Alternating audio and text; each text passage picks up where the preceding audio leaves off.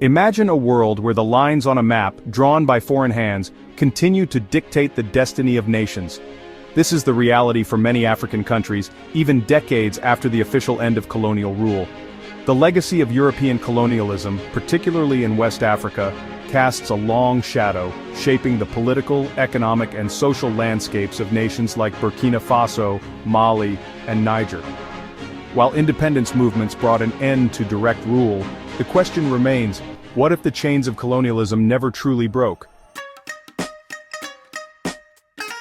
The story of French colonialism in West Africa is a story of division and control. In the late 19th and early 20th centuries, European powers, driven by greed and a thirst for power, carved up the African continent amongst themselves.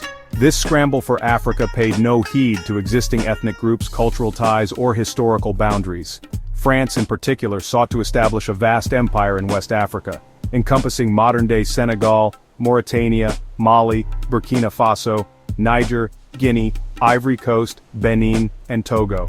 These artificially imposed borders, a product of European convenience rather than African realities, continue to fuel ethnic tensions and political instability to this day. The end of World War II marked a turning point in the struggle against colonialism.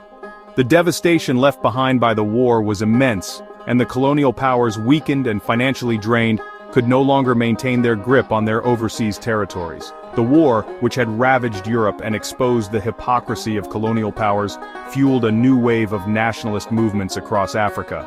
African soldiers who had fought alongside Europeans returned home with new ideas about freedom and self-determination. They had witnessed firsthand the contradictions of fighting for democracy abroad while being denied basic rights at home. Pan-Africanism, a movement advocating for the unity and self-determination of African people, gained momentum. The movement sought to unite Africans across the continent and the diaspora, emphasizing shared history and common goals. Pan-African congresses became platforms for discussing strategies to end colonial rule and promote economic and political cooperation among African nations. Leaders like Kwame Nkrumah of Ghana and Modibo Keïta of Mali emerged as powerful voices, demanding an end to colonial rule and inspiring generations of Africans to fight for their freedom.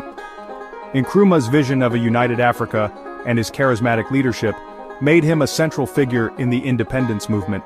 Similarly, Keïta's efforts in Mali showcased the determination and resilience of African leaders. One by one, West African nations began to break free from French rule. The wave of independence started to sweep across the continent, with each newly independent nation serving as an inspiration for others still under colonial domination. The celebrations were filled with hope and a sense of newfound pride. Guinea, led by Ahmed Sékou Touré, was the first French colony in sub-Saharan Africa to gain independence in 1958.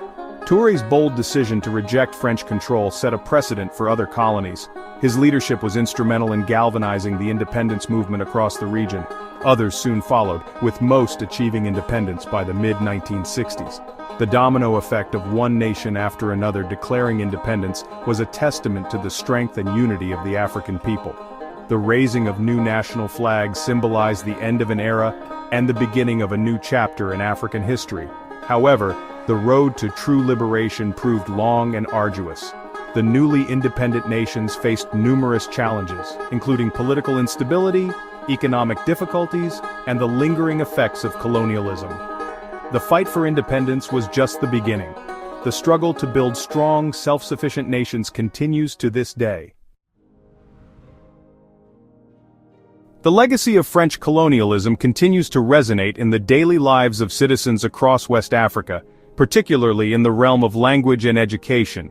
This influence is deeply embedded in the fabric of Burkina Faso, a country where French is not just a remnant of the past, but a living, breathing part of everyday life. From the bustling streets of Ouagadougou to the remote villages, the French language serves as a bridge and, at times, a barrier.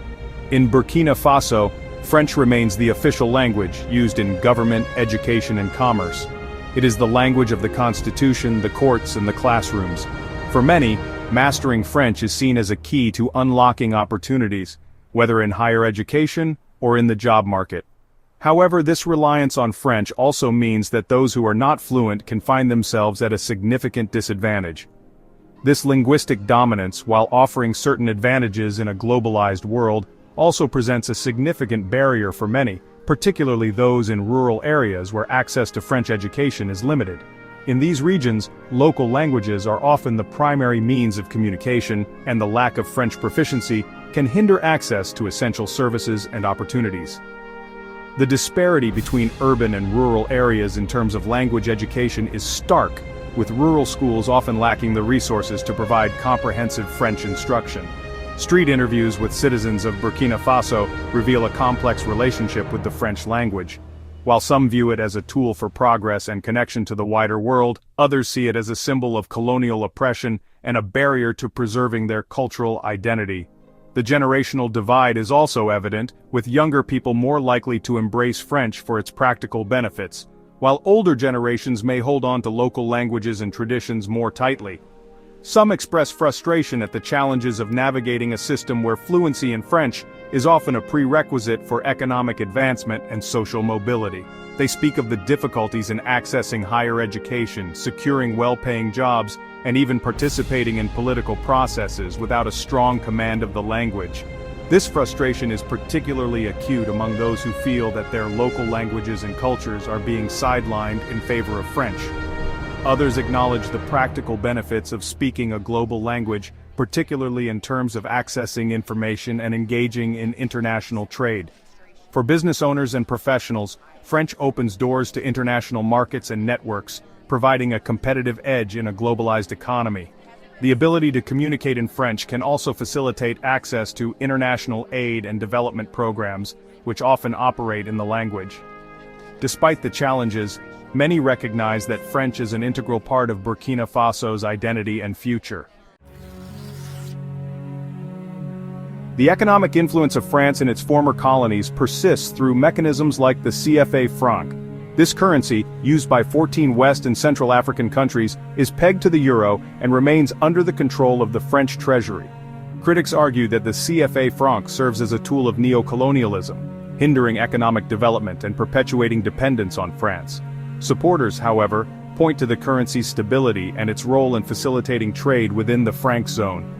The debate surrounding the CFA franc highlights the complexities of post-colonial economic relationships and the challenges of achieving true economic sovereignty. We are not French anymore. Navigating identity in post-colonial West Africa. Beyond the tangible impacts on language, education, and economics, French colonialism has left an indelible mark on the collective psyche of West Africa. The imposition of foreign values and cultural norms during the colonial era created a sense of cultural dissonance, forcing many to grapple with questions of identity and belonging. This struggle for identity is particularly evident in the realm of art, music, and literature. Many contemporary artists and writers from Burkina Faso, Mali, and Niger are exploring themes of cultural hybridity, reclaiming their pre-colonial heritage while grappling with the lasting influence of French culture. The specter of neo-colonialism, resource extraction, and political interference. While the era of direct colonial rule has ended, the specter of neo-colonialism continues to haunt many African nations. This subtle yet pervasive form of control manifests itself in various ways, from the continued extraction of natural resources by foreign corporations to the meddling in internal political affairs. France, despite its claims of promoting democracy and development in its former colonies, has faced criticism for its close ties with authoritarian leaders and its alleged role in propping up corrupt regimes. The ongoing presence of French military forces in the Sahel region, ostensibly to combat terrorism, has also raised concerns about neo-colonial agendas. Burkina Faso today, a microcosm of challenges and triumphs. Burkina Faso, a landlocked nation in West Africa, stands as a microcosm of the challenges and triumphs faced by many post-colonial nations. With a rich cultural heritage and a diverse population, the country is a tapestry of traditions and modern aspirations. Despite its struggles with poverty, political instability, and the lingering effects of colonialism, Burkina Faso has also shown remarkable resilience and a strong commitment to self-determination. The people of Burkina Faso have faced numerous adversities, yet they continue to strive for a better future, showcasing an indomitable spirit. The country has witnessed a burgeoning civil society movement, with citizens increasingly demanding accountability from their leaders and pushing for greater transparency in the management of resources. This movement is not just about political change, it is about empowering communities and fostering a sense of ownership and responsibility among the people. The spirit of Pan-Africanism, ignited decades ago, continues to burn brightly, inspiring hope for a future where Burkina Faso and its people can finally break free from the shackles of the past. This enduring spirit fuels the dreams of many Burkinabè who envision a nation that thrives on unity, progress, and shared prosperity. The journey is long and fraught with challenges, but the unwavering hope and determination of its people light the path forward. A call to remember, a call to act, confronting the past, shaping the future. The story of French colonialism in West Africa is not merely a historical footnote. It is a living narrative that continues to shape the present and influence the future. It is a story that demands to be told, understood, and confronted. By acknowledging the injustices of the past, by understanding the complexities of the present, and by working together to build a more just and equitable future, we can honor the sacrifices of those who fought for freedom and create a world where the chains of colonialism are truly broken. Let us remember, let us learn, and let us act.